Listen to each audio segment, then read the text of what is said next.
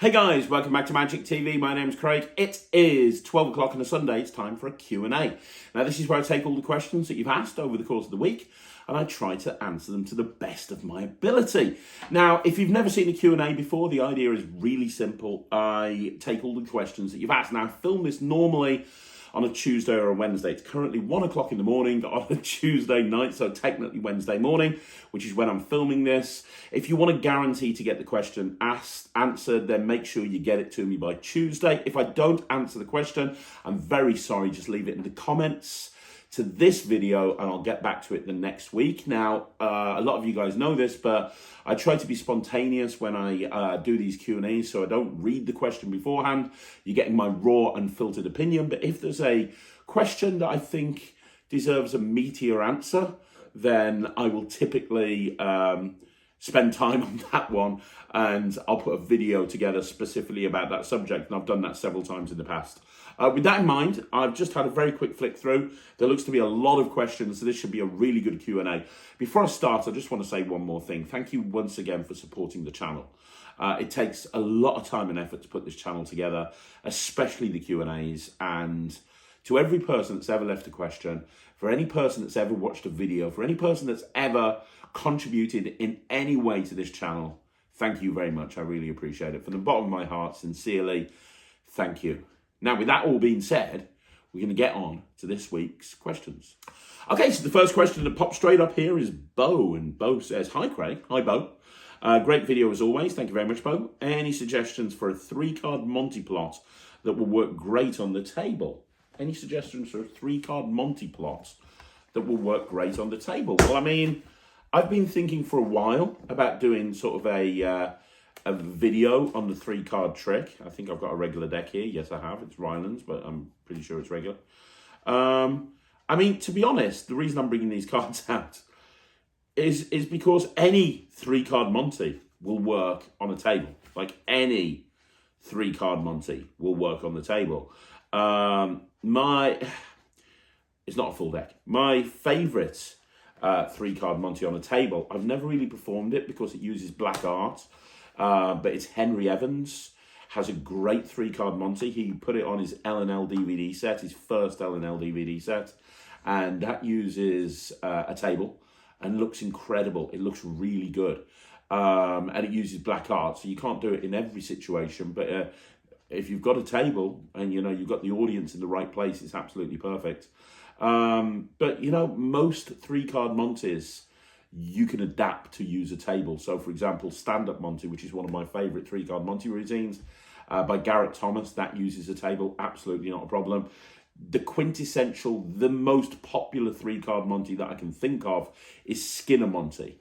You know, Skinner Monte by Michael Skinner, which was only just recently rebought out by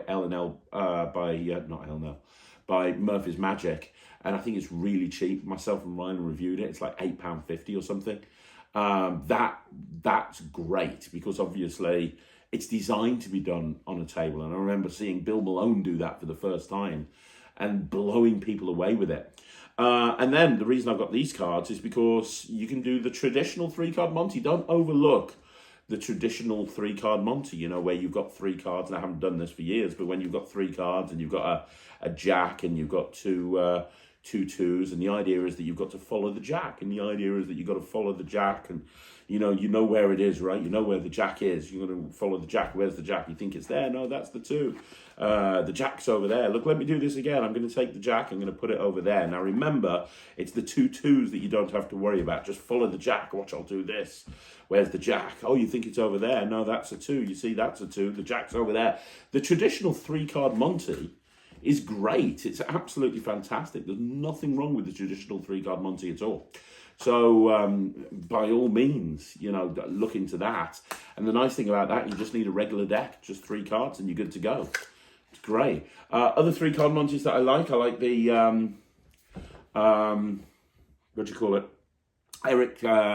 Eric Stevens, my friend Eric Stevens, has got a great 3-card Monte in one of his books. Obviously, Paul Gordon has an awesome 3-card Monte, the Corner of Piccadilly, which I have videos on my channel. I do that an awful lot. And don't overlook other ways of doing the 3-card Monte plot, but without using cards. So you can do 3-disc Monte, for example, or 3-coin Monte. There's a great Monte routine with coins by Matt Baker. I believe it was on his At the Table lecture by Murphy's. Lots of different places to look. But if you've never done a 3-card Monte before, I would consider starting off by looking at the traditional 3-card Monte, because that can be done. It needs a table and you can do it anytime, anywhere. As long as you've got 3 cards, you're good to go. Okay, so the next question is from Lee Milne, and Lee says, here's a question. Hi, Lee, by the way. Here's a question. What's going on with Blackpool? No family entertainer competition. No real big stars so far. Dwayne, whatever he's called, getting a gig. Getting a real different feeling about it this year. Also, do you think there should be a cap on numbers? I'm terrified that at some point there'll be a fire or something, as almost happened in 2020, flash paper. And with more and more people crammed in each year, I can see something bad not happening. I can't see something bad not happening.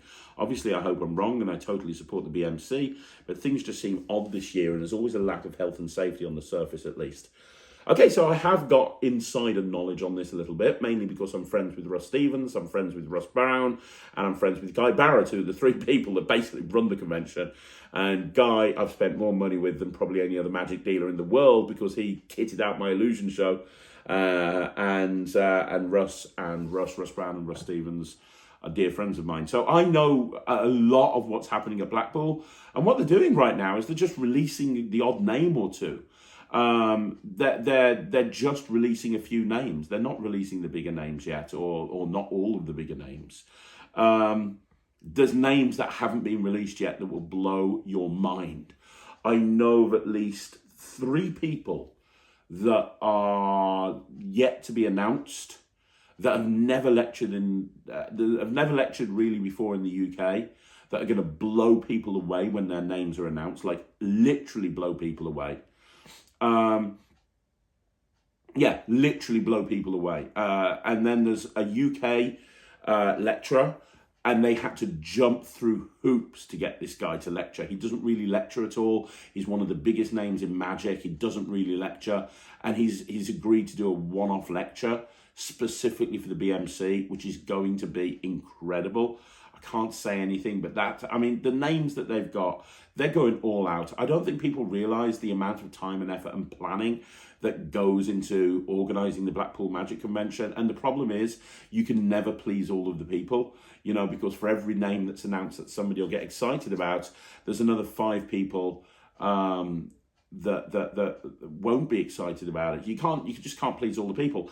As for the Family Entertainer of the Year competition, for those of you that don't know, every year Blackpool's had the Family Entertainer of the Year competition. This year it's been rested.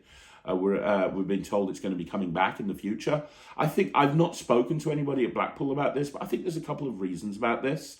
I think the first reason is there's less of an emphasis these days on competitions at Blackpool. I remember not just 10 years ago, it was all about the competitions. There was a stage competition.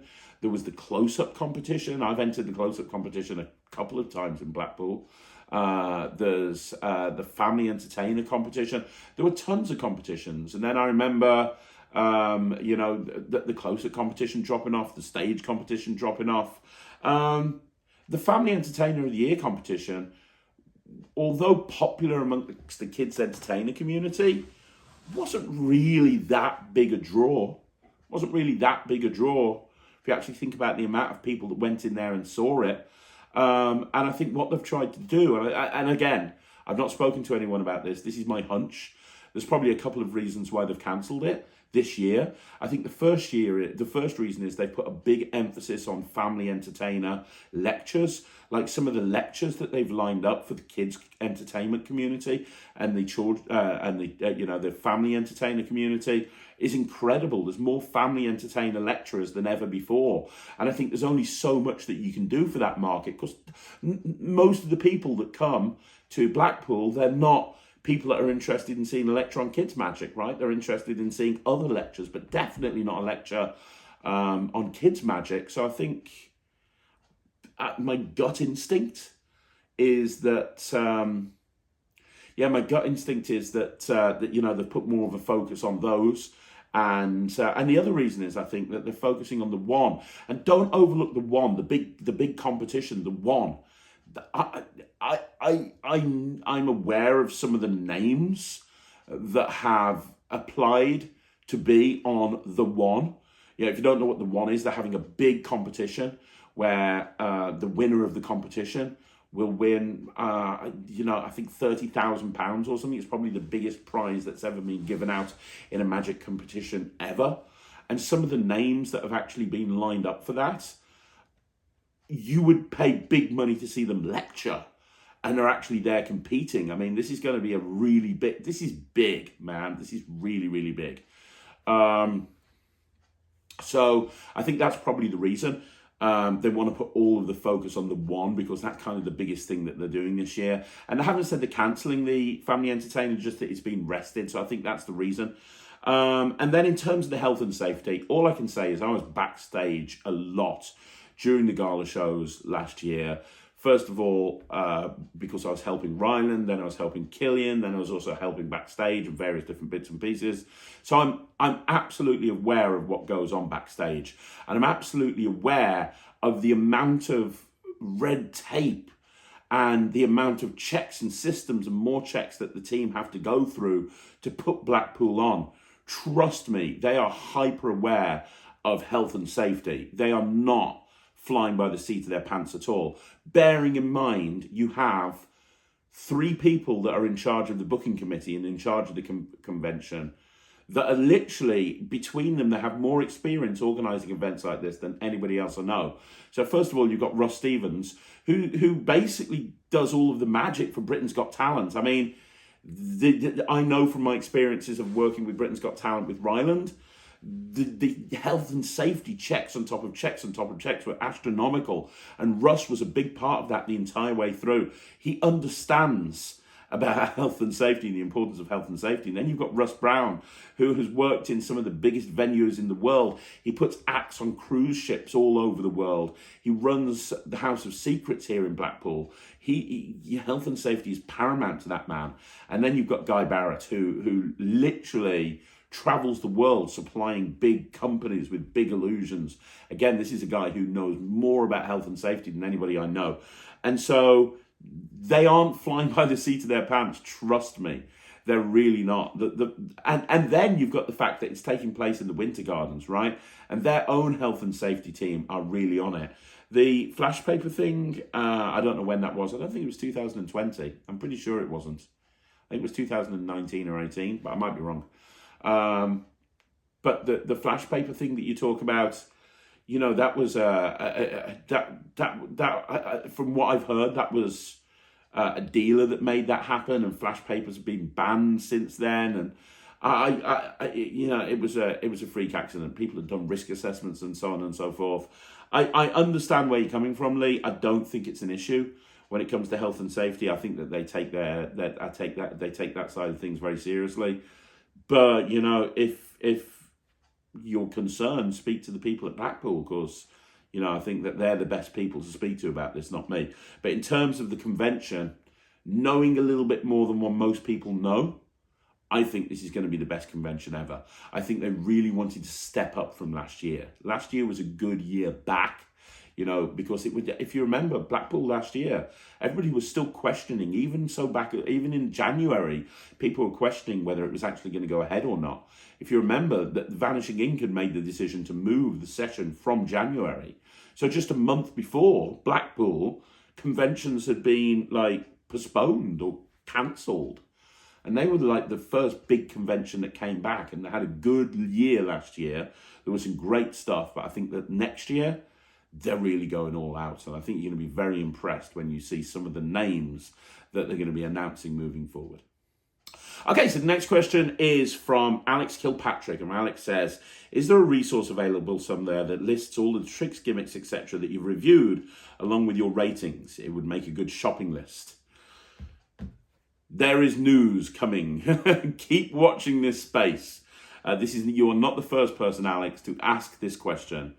And there is something big coming from Magic TV that's going to make that possible. Something bigger than you could possibly ever imagine. So the short answer is not yet. But the long answer is yes, there will be soon, and it's going to do everything that you want it to do, and a lot more besides. We're not quite ready to announce that yet, but we're going to be launching something online which will wrap up everything that Magic TV does, encompassing the Netrix as well, and a portal to actually go into the Netrix. Everything's going to be kind of wrapped up into one wonderful little bubble, and it's going to be happening fairly soon. So yes, keep watching, because soon. That's all I'm going to say. Soon, you're going to see something happening soon that's going to allow you to access all of those reviews. Okay, I can't say any more, but watch this space. Okay, so the next question from Jason Staples is, will the Matt-umentary be on YouTube or Netrix? It will be on YouTube. 100% it will be on YouTube. The Netrix is all about, you could make an argument to say that it should be on the Netrix, because I think people are going to learn a lot about Matt's journey from Muggle to Magician, but it's going to be on YouTube. I want everyone to see this. So it's going to be on YouTube, and it's going to be coming soon. So there you go. This is another question from Jason Staples, and again, it's about Matt. How about Matt's final task? How about Beat the Wonder Blackpool? You know what? I love the idea of Beat the Wonder Blackpool. In my head, I've got down that the final... I mentioned this last week, doing a stage show in front of 15 people, and the whole... in front of 300 or 400 people for 15 minutes, and the whole thing will be filmed. But you know what? Maybe I can convince Matt to do something at Beat the Wand as well. I think that'd be pretty cool. He's definitely going to be at Blackpool. So, if you think it's a good idea and you think Matt should that's going to be a shit show, If you think that Matt should be on the Beat the Wand competition at Blackpool, let me know down below. I think you should do it just for me to sit back and watch the car crash that will be Matt on Beat the Wand. But if you think that he should do it, let me know down below. Okay, so the next question is from Sting, and Sting says, "Hey Craig, hope you're fine." Hey Sting, I'm very well, thank you. Your new release trivia is English only, or will there be other languages in the future? It's English only. I don't know if there'll be other languages. That's not a call that I can make. That's more of a call for Alakazam. They obviously produced it, and thank you to everyone that's bought it. It's been very, very popular, and I've been very humbled by the amount of people that have bought it, so thank you very much. Will there be other languages in the future? That's really down to Alakazam. I don't know. They might do a limited run in different languages, but they have to make sure it's financially viable for them, right? They need to make sure it's, at the end of the day, Alakazam are a business and they need to make money, but I'm always impressed by Alakazam's customer service. So the short answer is I don't know. It's something that I could speak to Alakazam about. I know I've had people reach out to me and say, "Oh, is there going to be a German version? Is there going to be a Hebrew version?" I don't know the logistics behind doing a limited run of these cards. There's not going to be a big enough market to do a huge run, but there might be a limited market to do a big enough market to do a limited run. I don't know. I will check with Pete, and I'll get back to you. It's not my call. It's Alakazam's call. So I don't know is the answer. Okay, so the next question is from Sting as well, and Sting says, "Hi again, Craig. I have another question." Okay. Can you explain from the creator's point of view how to deal with copyrights like logos and different brands you want to use in a routine? For example, the project's using Lego, like from Gustavo, or the new one Rylan performed on his Instagram, or brands like Coca-Cola, Pepsi, Burger King, Starbucks, Nike, and so on. Especially interesting would be routines including DC or Marvel heroes or villains. Like, you come up with the idea for a packet trick and you want well-known heroes and villains on some cards for it. How would you handle that? It's a great question, isn't it? Yeah, it's a great question. I don't know is the answer, because again, I don't really have much to do with that side of things. I'll give you a couple of specific examples though. So I don't know how Gustavo gets away with the Lego thing. I know that Lego are really, really, really hot on protecting their brand. Like, really hot. If you saw Ryland's semi-final on BGT, he used Lego. He talked about having a Lego button to do the illusion he did, where he teleported from the stage to the audience, and he had that Lego teleportation device. And then in the VT beforehand, he had a big table of Lego, and he built himself a judge's table. If you saw that, right? We had to jump through hoops to get that. Like literally jump through hoops, and every week it was like, oh, Lego are okay, now they're not okay, now they're okay, now they're not okay. We originally were going to lean more into the Lego for the semi-final performance, like really go in a different direction, and we chose not to because it just wouldn't have been possible with what Lego wanted us to do. So they're very protective of their brand. I don't know how Gustavo's got away with it. I don't know how the new ambitious Lego have got away with it. I don't know. I mean, there are other brands other than Lego, various different brick companies that look the same, but they're not Lego.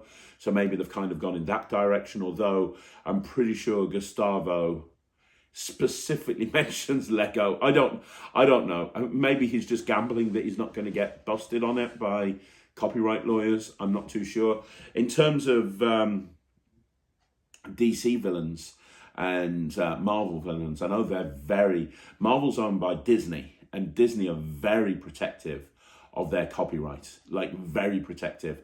There's a lot of mascot companies that supply mascots, and a lot of those mascot companies are being shut down around the world because Disney don't want people dressing like their copyrights when they have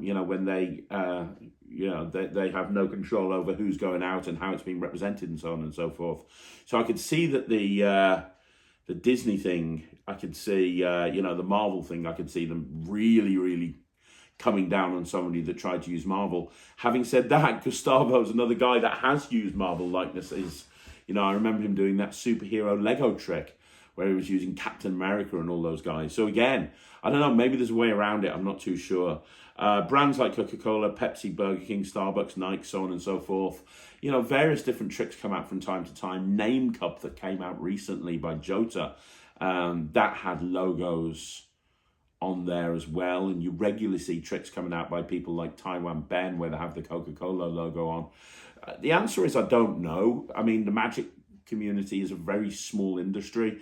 A lot of the time when you're selling a trick to Murphys, if you're a magic producer and you're asking Murphys to produce the trick for you, if you're getting like 1,000 purchases, then you've done okay, you've done pretty good.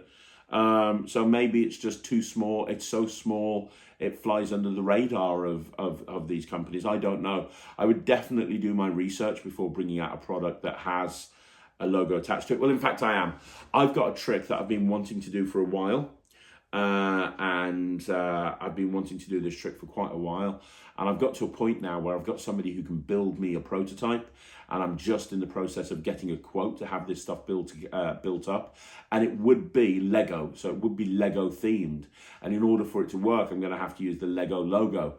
So I'm having this prototype built. I'm going to contact Lego and explain, because I want to do the right thing. What I don't want to do is have to pull it off the shelves because I wouldn't have a leg to stand on. If I bought it out and Lego said, right, okay, Sonny Jim, take it down, what can I do?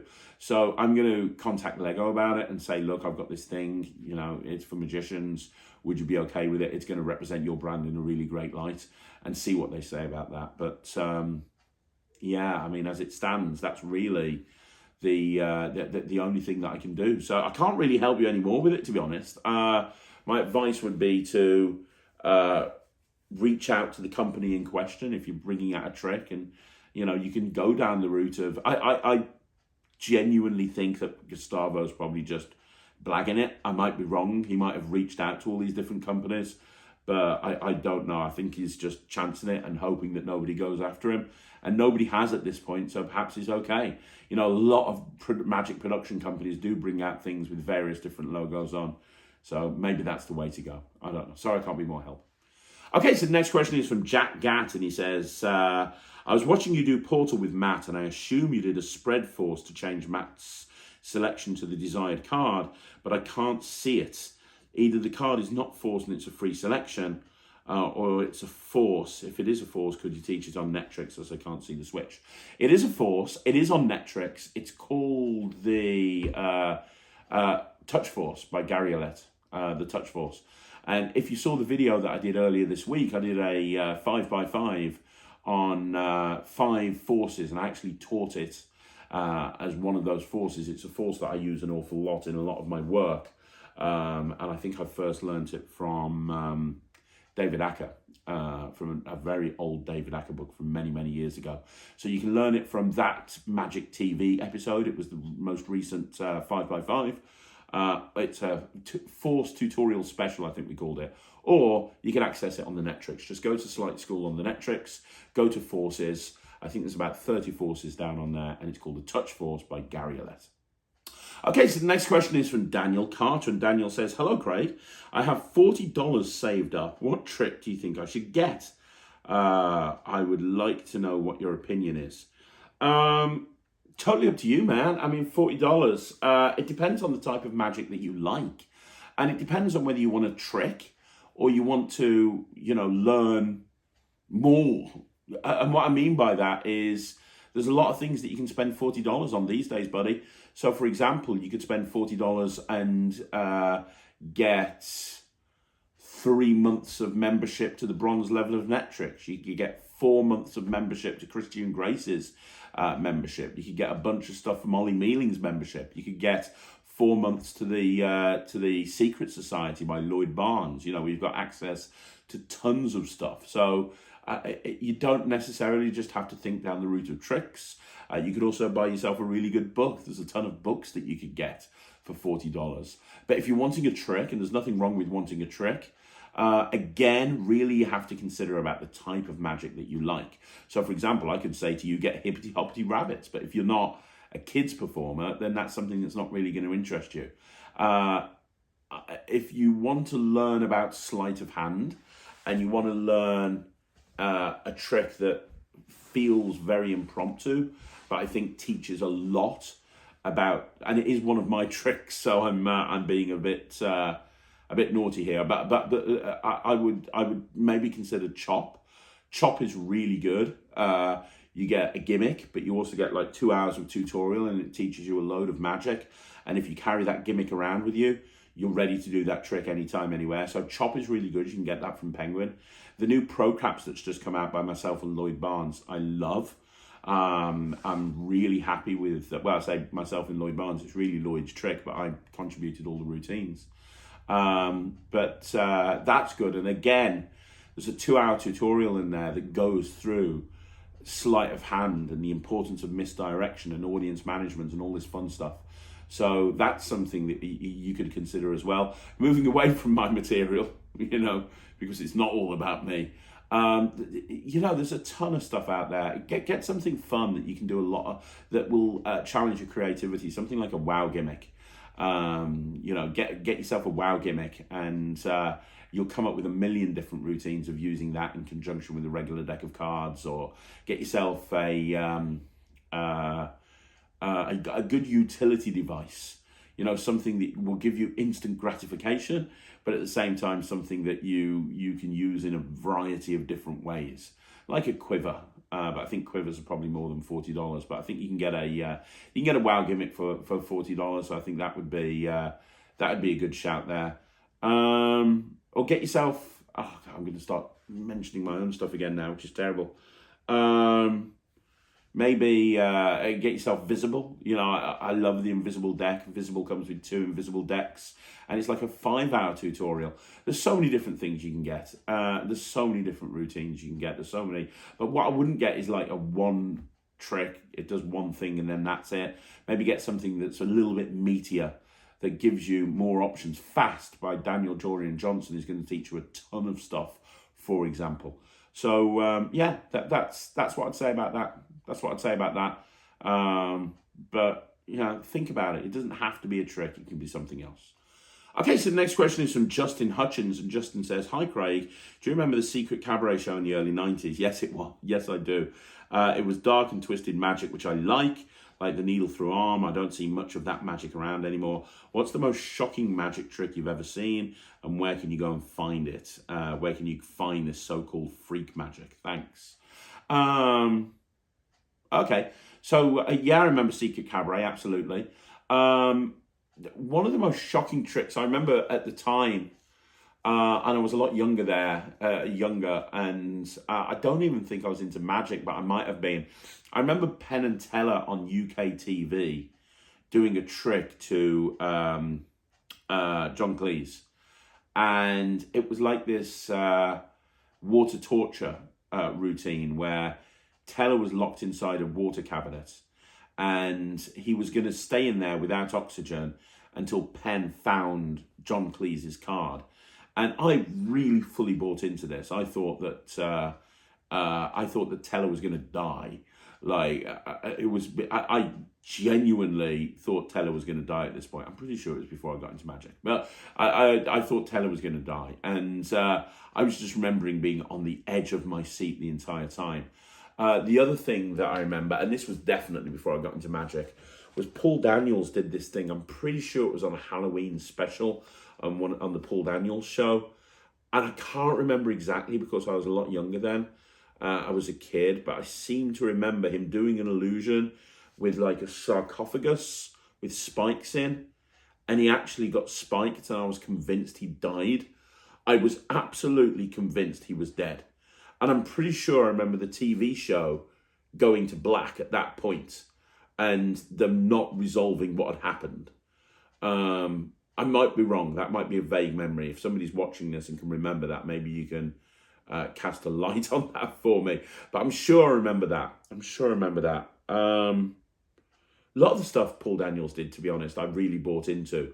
I remember again him doing this thing at a race course where he was in a wooden box, and he had to escape from the wooden box before the car went round, the racing car went round. And I remember me really being on the edge of my seat and being freaked out when the car ploughed through this wooden box. And I thought, oh my God, he's dead. And then I remember, he ended up being, I think, in the crane. He was the person operating the crane. And on the subject of Penn and Teller, I know they exposed this on the TV show, but when they rolled over Teller with a steamroller, I was like, oh my God, he's dead. That guy's dead. That guy's definitely dead. So stuff like that is what sticks in my head, to be perfectly honest. And also, again, on the subject of Penn and Teller, when they're doing that knife thing and they smash the knife through Teller's hand, that one kind of got me as well. All of that sort of stuff. In terms of where to get it from, where to find freak magic, the thing that came out recently that is probably the most like that is Eye Candy. Eye Candy came out recently by Hansen Chen, I believe it was, and that's kind of very gross magic, very geek magic. I think the term's geek magic, to be honest.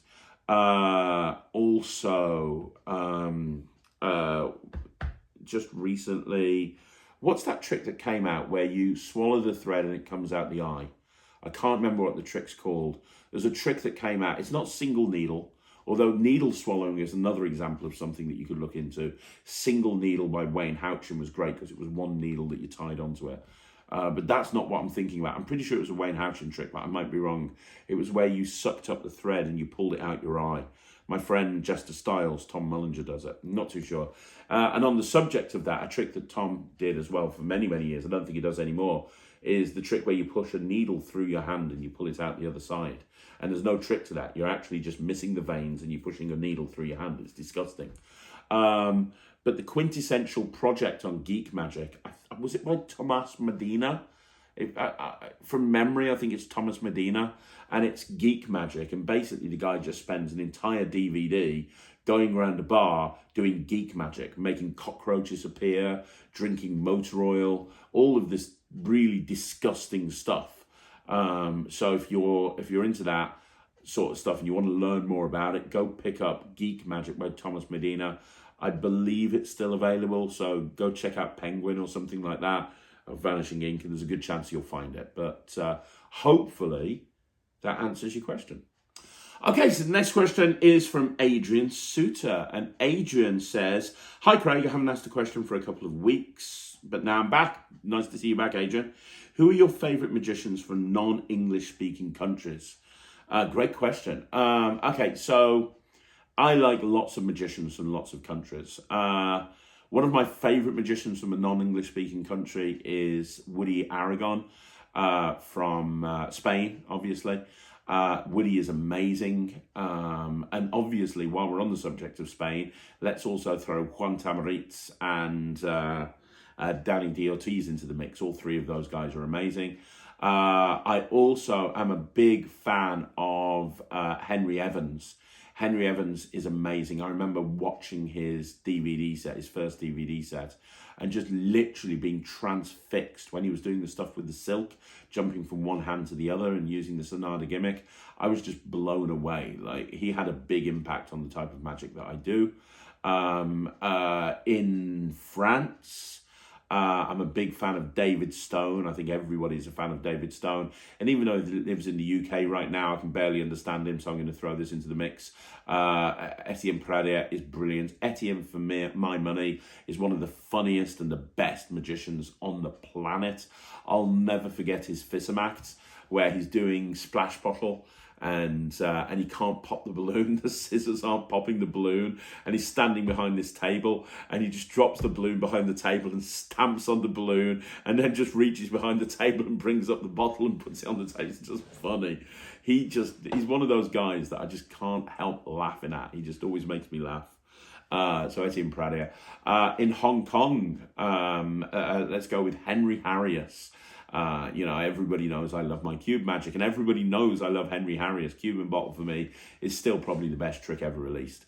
So Henry's great. And while we're in Hong Kong, let's also talk about Bond Lee. Bond Lee is also another awesome magician, as is Zenith Kopp, as is Bernard Mariano, who I interviewed recently. All of those guys are brilliant. So let's go with all of those. There's tons more. Jackie Yu, I love Jackie Yu. Is Eric Chen. My gosh, too many to mention. There's so many amazing magicians. There really are. Obviously, I'm going to make myself look stupid now by forgetting his name. The godfather of cube magic, the guy that invented the false mix that's used in a lot of cube magic. And I can't remember his name, and I feel really bad about this. Takamizu Sui. There you go. Takamizu Sui is brilliant. I think that he's so good. G. I rave about G's routines all of the time, and his Penguin Live is still probably the best Penguin Live I've ever seen, in my opinion. But he's great. And Thomas Blumberg is also awesome. And Tom Stone. Obviously, he's speaks excellent English, but he's not a native English speaker. So all of those guys, they're the ones that spring instantly to mind from the top of my head. To be honest, anybody from the Flicking Fingers from Germany, any of them, all of the Flicking Fingers guys were just brilliant. I could keep going. I could go forever because there's so many great magicians who aren't English speaking, but those are the ones that spring instantly to mind. So hopefully that answers your question. Okay, so the next question is from Magic Elliott. How are you doing, man? I hope you're okay. Hi, Craig. I've said it before, but I'll say it again. Your channel is a gift to magicians, and your hard work and dedication is truly amazing. Thank you, mate. Thank you so much. Can we do a professionals versus hobbyist round 2? Absolutely. I've tried calling you a couple of times and haven't got through. I've got more that we could talk about. I'm absolutely fine doing that, mate. I loved our first interview, and I'd be more than happy to do a second one. I've taken the answer machine off my phone because I literally was getting like 20 or 30 messages a day, and I'm a big believer in maximizing my time. So if I don't answer, it's normally because I'm either in a gig or I'm filming or I'm in a meeting or something. There's a lot of time when I'm not going to answer my phone. If you want to get hold of me, there's a couple of ways of doing it. Just keep trying to call me. It's not that I'm not ignoring you. If you've tried a couple of times, you probably just rung me at the wrong time. Drop me a text message or a WhatsApp. Or the other thing is call my office in business hours. So Monday to Friday, 9:30 till 4:30.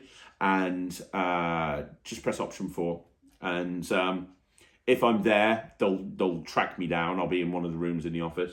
And they'll bring me over to the phone, or they'll transfer the phone call to my office. Or they'll tell you where I am when I'm in the office. So any of those ways you can get hold of me. But absolutely, let's do a round 2. I really enjoyed our first interview. So doing the second one would be a really good idea. Okay, we've got another question from Magic Elliott. And Magic Elliott says, second question, I love the book, The Session, The Magic of Joel Givens. Amazing book. And I know you own it because you mentioned it in passing. Yes, I do. Would you do a mini review of it or similar and perform some of the tricks? I think it's awesome. I want more people to enjoy that part trick, part novel format. Yeah, absolutely. So this is a Vanishing Ink book that came out very early in the life of Vanishing Ink. And I think it would be perfect for a 5x5 or something. So I'll probably get onto that.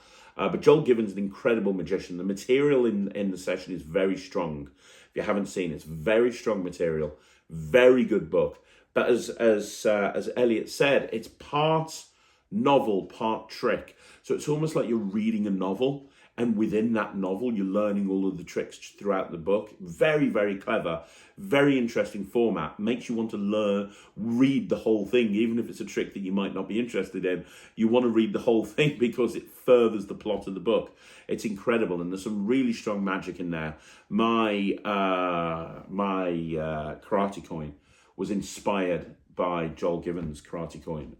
That's the one that I actually do, even though I've studied karate coin for years. So yeah, short answer, 100%. I'll do a thing on it. So I'll do a 5x5 in the next few weeks, or I'll do a video on it. And Joel Givens would be a great person to interview. I'll have to track him down. But yeah, if you haven't actually seen The Session, I think it's still available through Vanishing Ink. Go and pick up a copy. It's one of the best magic books out there. Okay, so the next question is again by Adrian Suter, and he says, on last week's Q&A, you said that you don't often repeat tricks at a close-up gig. Since different tricks with different props often need specific setups, isn't the pocket management and setup a complete nightmare? No, not really. I tend to have, as I say, multiple close-up cases, and I take a close-up case to a gig, and when I do, I open it up, and there's a ton of stuff in there, and I just grab what I think is appropriate. But there's always going to be, whatever I do, I'm always going to have a regular deck of cards with me, and I'm always going to have either $5 half dollars or $5. With $5 half dollars or $5 and a regular deck of cards, I could literally do about 150, 200 tricks immediately without even thinking, and all of them would be fully fleshed out in terms of performance and so on and so forth. So when I decide at a gig, I'll grab a close-up case, and when I get to the gig, I'll have a look at the gig, I'll figure out what's going on, and I'll open up the box, and it's almost a little bit like the Batcave, with Batman. I'll be like, right, I'll take this, and I'll take this, and I'll take this, and this, and this. I was at a wedding just a couple of days ago, and that's exactly what I did. I was like, right, I'll take this, and this, and this, and this, and this. And it very much depends from gig to gig, but I don't overload my pockets. I'm not a pocket overloader. I've seen magicians, especially newer magicians, that just cram as much stuff into their pockets as they can, and they walk around like the Stay Puft Marshmallow Man, and then they can't find anything because there's so much stuff in each pocket. You'll never see me doing that. Even though I change things up at every gig, I'm not going to have too much stuff in my pockets. I need to know where everything is at all times. So I like to get to the gig early enough, and I know that specific things are going to go in specific pockets. So if I've got coins, it's going to go into this pocket. If I do something with keys, it's going to go into this pocket. If I have a wallet on me, it's going to go into this pocket. So I'm kind of aware of everything that's going on and where everything needs to be. But so no, it's not a logistical nightmare at all. Exactly the opposite. But the setup is always going to involve coins and cards, and worst comes to worst, I can do a ton of coin routines and card routines without even thinking twice. Okay, Jonah Berg says, and this is probably the shortest question I've ever had on Q&As, 4 words: best Garett Thomas tricks. Thanks for the question, man. There's tons of stuff. There's tons of stuff. If you're talking about stuff that you can actually learn from Garett, and I am actually planning on doing a bigger video about him at some point soon, but let's just go through some of the stuff that I really like. You definitely got Stand-Up Monte in there. Stand-Up Monte has to be in there because obviously it's one of Garett's big things. It's one of the best tricks that Garett's ever brought out. So Stand-Up Monte has to be in there. Big Coin Little Purse has to be in there as well. If you haven't seen Big Coin Little Purse, it's one of the best coin routines you'll ever see. It involves coins going into and coming out of a purse and growing inside. I'm not going to ruin it for you. Go and look at it. Big Coin Little Purse by Garett Thomas. It's amazing. Imagination Coins by Garett Thomas is also very, very good and looks great. And it's a wonderful coin to cross. So look at Imagination Coins. Also, all of the work, I think he called it Opium, but he might not have. He released a coin turning into a ring project. And he went through lots of different sleights of coins turning into rings and back and forth and back and forth. And that was really good. I mean, that was exceptional. So you can get that. That came with the coins and the rings and everything and looked really, really good. Also, while you're on the subject of rings, I still think the best version of the ring going from finger to finger is Banded, which again is by Garett Thomas, and that looks incredible. I don't perform it myself, but I can appreciate how good it looks. Garett was the first person that I saw do some really mind-blowing stuff with Rubik's Cubes. He's the first person that I saw to do the imagination solve, where you mix it up and you go, all I have to do is think that I'm going to solve it, and it solves. And then you look back and the cube's solved. That's a really good one as well. He does some great stuff with, I can't remember the routine, where a deck of cards just shrinks. He gets somebody to name a card and the cards just disappear one by one until there's one card. That's really good as well. Yeah, I mean, off the top of my head, those are the ones that. Oh, and his handling of hanging coins, David Roth's hanging coins, but his version of it, he uses a different grip to the edge grip, and it's really sweet. It's really good. It's very difficult, as is a lot of Garett's stuff, but it's really good. So I'd recommend that. And his 8-ball from Wallet, if you haven't seen his 8-ball from Wallet, that's a really strong 8-ball production as well. It's well worth looking into that. So yeah, off the top of my head, those are the ones. But I'm planning on doing more videos about Garett and his material soon. So look out for that. But hopefully that answers your question. Okay, so the next question is from Joseph Aronta. And Joseph Aronta says, why have you slowed down doing 3 more memorized tricks? Personally love it if we can get more. I think I've done a lot, man. How many have I done? Let me just go into the YouTube studio thing here. I think I've done a lot. Like, I've done tons. If I just go I think I've done a lot. I've done a lot. Yeah, I've done 1, 2, 3, 4. I've done 5 of the 3 tricks with the mem deck that you might not have seen before. I've done 5 of those. So that's 15 tricks. And then I did a hows and whys of the mem deck, which was a 2-hour video or something like that. I've done a lot of mem deck tricks. And what I don't want to do is put videos out just for the sake of it, right? I don't want to just put videos out just because, you know, like, oh my God, I've got to put a video. Let me just find some content. The stuff that I put out is stuff that I know about or worked on or so on and so forth. So I'm working on more mem deck stuff, and I'm always learning more mem deck stuff. So I imagine another video will be coming soon because I'm a big advocate of mem deck magic, but I haven't actually, there's no plan to do one this year. It'll probably be early next year now. So if you want a bigger fix, go by Forecast by the 1914. That was my project on the mem deck. There's 9 routines in there. Go and have a look at that. That's really good.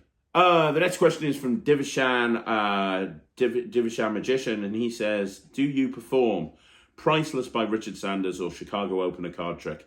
Chicago Opener, Red Hot Mommy, yes, I do perform that. I've got my own version of that, which is going onto the Netrix in the next week or 2. It's a totally different method, but and a totally different effect, but it was based on Chicago Opener. But Chicago Opener is brilliant. It's one of the best opening card routines in the world. And I'm doing a video soon on the 3 best card magic openers of all time, and that will definitely be on the list there. And Priceless is actually not by Richard Sanders. Richard Sanders produced it, but it's actually by my friend Michel Huit, who brought out recently Nostalgia. He's an incredible magician, and he is just great at everything that he does. And he actually created Priceless. But yeah, I do. I haven't done it for a while, and I should do it more because it is really good. I haven't done it in a while, but it's a really great trick. Like it's just a really fun prediction. I used to do it a lot in virtual shows. It was a great virtual show thing. Not that it doesn't work live. It works great live, but there's only certain tricks that work really. That I wanted to do virtually, that I did live. I created a lot of new stuff for my virtual shows, but Priceless was one that worked really well in a virtual environment, and in some ways it worked better virtually than it does live. But yeah, I haven't done it in the last year, but I would absolutely do it. In fact, I really should put it back in my act because it is a really strong trick. So yes, it is something that I do. If you want to see performances of them, if you want me to do either one of those or my variant of Chicago Open, if you want me to do those as Magic Live, let me know down below in the comments. Okay, so we've got one final question from Magic Elliott, and he says, am I old-fashioned because I still buy bricks of bicycles in Costco? So often I hear magicians talk about their current go-to deck and look it up to find it's £6 or even more. Are they really spending £6 per deck? Could you do a guide to bulk playing cards buying? I could do a guide to buying playing cards, absolutely. I do go to Costco. Here's the thing. So one of my best friends is Nemeth Phoenix. We live near each other. We've got a Costco near each other as well. I don't use many blue decks. I use mainly red decks. He uses blue decks and doesn't use red decks. So we go to Costco, we get like 15 bricks of cards, and then he'll take all of my blue decks apart from one brick. I'll take all of his red decks other than one brick, and we're all really happy. But I do have lots of speciality decks as well. Providence is my favourite deck with the 1914. I love Providence. I use them all of the time. So I do understand it from both points of view. A lot of the time when I'm going out and doing a gig, I'll just grab a bicycle deck and I'll just throw it in my close-up case, or I'll throw it in my pocket. But I also love my speciality decks, and I do buy speciality decks, and I do use them. So I understand it from both points of view. But yes, there's a lot of card collectors out there, Elliot, and a lot of people will spend a fortune on a pack of cards, and they'll have it on display very, very nicely. Ryland does that. If you ever go into Ryland's bedroom, he's got like floating shelves with all different packs of cards displayed beautifully that he'll just take out the box and randomly sniff and then put them back in or something. I don't know. I don't get the desire of collecting playing cards, but Ryland apparently thinks it's the most amazing thing of all time. So people do it. I don't do it. I have cards in order to use them at gigs, and I totally understand what you're saying about the cheapest cards are probably the best because it's a business expense. But I do like using my Providence decks, and when fancy decks come in, I do take them out and use them, but I think I really tend to go mainly for bicycle cards. Okay, so the next question is from Mr. Harmon. Brilliant Q&A. Thanks, Mr. Harmon. Have you watched the Jack Rhodes series on YouTube about turning someone into a magician in 30 days? Would you do it this way with Matt or completely different? I haven't watched it. I've heard about it. I didn't want to watch it purely because I didn't want to get influenced by him. It's the same reason I don't really watch magic reviews very often, because I respect the hell out of people like David from Magic Orthodoxy and Steve Faulkner and all of those guys. But I don't want to have my opinion on the product changed or inspired by what I've seen somebody else say. I'd rather just formulate my own opinion, if that kind of makes sense. Well, it's the same with this. I had the idea for the Matt-umentary way before Jack started doing it. I'm sure it's going to be brilliant because Jack Rhodes is amazing. But what I don't want to do is be inspired by him. I don't want to go, I'm going to include that in the Matt test, in the Matt-umentary. I'm going to include that in the Matt-umentary. I'm not going to do that because I don't want to take anything from him. I want it to be my own thing, mine and Matt's own thing. And so I'm not going to watch it. But I understand it's out there. I understand, and I'm sure it's very, very good. But I'm not going to watch it. Or at least I'm not going to watch it until we've started the Matt-umentary. Okay, so the next question is from David Blaine, and David says, what is it with people and their reaction to magic? I've seen many performers and have magic friends that blow me away when I watch them perform, and the spectators' reactions are just dull. I know you have the same, you've had the same experiences personally. What is the reason for it? Is it just social media and the dumbing down of people and leaving them with a lack of wonder or imagination? Thanks. You just, the thing is, I don't go and perform magic to get like amazed reactions. I perform magic because I want to entertain people. Now, different people are entertained in different ways, and different people react in different ways. Some people will scream and shout and go absolutely crazy, which are the reactions you're talking about. And you're saying that some spectators' reactions are just dull. Those spectators whose reactions are dull, they might not be dull, they might be super impressed, but that's how they show their emotions. If you're an introvert, or if you're a particular type of person, you're not going to go running around the room screaming and jumping out of a window. Some people are very analytical by nature, and they'll just look at something and they'll be very studious. And then afterwards you'll go, well, did you enjoy that? And they're like, it was amazing. It was absolutely brilliant. But internally, they're just trying to figure out how it all works, right? Different people react to magic in different ways. And you can't base whether a trick is successful or not, or you can't base whether someone's a good magician or not based on the reactions that they get, because different people get different reactions. You could go up to 10 groups of people, do exactly the same trick and get 10 different reactions, right? And my attitude is, my goal is to entertain people. And as long as people say to me afterwards that they've entertained and they've had a good time, that's the most important thing to me. Now, different people, like I say, will show their, different people will show their enjoyment in different ways, but my goal is to entertain people. I've had people turn around to me when I walk over to them as a group and they go, I don't like magic. Okay, right, okay, no problem. Yeah, I don't like magic. And then afterwards they've said to me, I didn't think I liked magic, but I like you, you're really funny. And they're more into, the wisecracking and stuff like that. And I've had people lose their mind about the magic. It doesn't really matter. Look, as long as you're going out and doing the best possible job that you can do, don't base the success that you have as a performer on how crazy your reactions are. Base it on whether you can tell from your gut whether you've entertained those people or not. That's the most important thing, I think, in my opinion, at any rate. Okay, so the next question is from Sting again, and Sting says, one final question.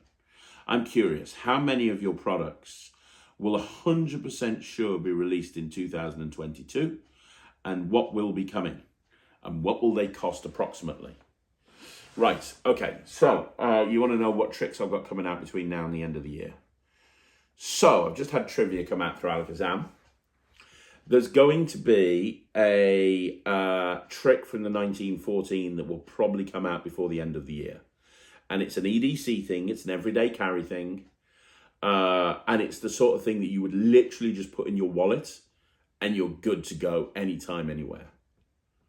And it's really, really strong. Really strong. I remember showing it to D and he said immediately, oh my God, we need to bring that out. That's one of the best things I've seen. So there's that. That's, all the packaging's done, all of the gimmicks and everything are in place. We just need to film the tutorial. And I spoke to D this morning and we're filming that in the next week or two. That'll be my third 1914 release. The first one was Visible. The second one was Forecast. This will be the third one. There'll be a trick coming out this month from Alakazam, and it's a Christmas trick, so it's a Christmas themed trick, so it comes out in November so that people can get it for December, and it's a Christmas themed packet trick. It's something that I've always wanted to do, a Christmas trick. I really do believe that Christmas is a great time to do tricks specifically about Christmas, and there's some killer stuff on this project. So the Christmas that trick's coming out this month, I think. They're aiming to put, Alakazam are aiming to put one more trick of mine out before the end of the year as well. So I don't know, that'll come out in December, and I think I've got a Murphy's trick coming out as well. So I've got a trick coming out through Murphy's, which is another EDC. another everyday carry trick. That's coming out. I imagine it'll either be out in December or it'll be out in January. I'm not too sure. But that's my second Murphy's trick. The first one was Quantum Deck. And I have a ton of stuff that's meant to come out with Penguin. I don't know when it's coming out. I would imagine that they would put one more trick out this year. I would imagine they would. And if they do, the trick that they're going to bring out, I imagine the next one will be another EDC trick that I filmed with them earlier, kind of March this year. And I know that they've got the gimmicks in place for that and they've got everything that they need. So they're ready to go on that one. That's probably it. Trying to think if anything else would come out at this point. No. And then obviously with Vanishing Ink, I've got my masterclass, which is coming out through December, which I'm super excited about. I'm going to do a video about this soon. But a lot of the stuff that I've been dripping out onto the Magic Lives is getting taught on the Vanishing Ink masterclass, including the lottery thing that everyone raved about and a whole bunch of other stuff. And stuff that you haven't even seen on the Magic Lives as well. Like, I'm so proud and excited with this masterclass that I'm doing through Vanishing Ink. I think it's going to be incredible. I think it's going to be one of the best things I've ever done, ever. And I'm so happy with how it came out. So that's coming out. That's coming out throughout December. And if you've never done a Vanishing Ink masterclass before, trust me, please trust me. Pick this up. It's going to be epic, honestly. The stuff that I've put together, it's just trick. I think there's over 20 tricks, and at least 3 or 4 of them I could have done as a single trick release. Like, I'm so proud of the stuff that's coming out through that. So that's everything, I think. So if all of the stars align, that's what, like 1, 2, 3 with the masterclass, 4, 5, maybe 5 or 6 tricks, maybe between now and the end of the year, 6 or 7, I don't know. Yeah, so keep an eye out for them. Okay, so the next question is from Seth Howard, and Seth says, my quiver recently broke and I was about to order a new one, but I was wondering, are there any other potentially better utility devices out there for the same price? I would stick with Quiver. Personally, I think that Quiver is absolutely amazing. I think that there's nothing really out there that will touch Quiver. I think that Quiver's great, and I love it. I mean, the WoW gimmick comes close to me. But I think the Quiver, you've seen my Hows and Whys of the Quiver. There's so much you can do with it. So I'd say stick with the Quiver. Get yourself another Quiver. And you also say an observation: the intro and outro music to the Netrix is usually louder than the audio of the actual video. I'll turn it up to listen better. Then the outro music will deafen me. Dude, I'm so sorry. I'll speak to the team in the office about that to equalize the intro and outro music. Very sorry about that. That's the first time somebody said something, but I'll get on top of it. So thanks for the feedback, Seth. Really appreciate that. So there you go, guys. That's another Q&A in the bag. Do me a favor. Let me know what you think in the comments down below. You want to see more videos like this, all you got to do is like the video, subscribe to the channel, leave a comment down below. Now, if you haven't already done so, please go check out the Netrix. It's www.thenetrix.com. That's www.thenetrix.com. I'm so proud of this. I want it to be the biggest and best magical streaming platform in the world, and I'm putting so much time and effort into making sure that that's the case. Thank you to everyone that's had nice things to say about the Wayne Goodman material. There is a lot of Wayne Goodman stuff coming soon onto the Netrix, so please keep checking it out. I'll be back again soon. Thank you very much for watching. My name's Craig from Magic TV.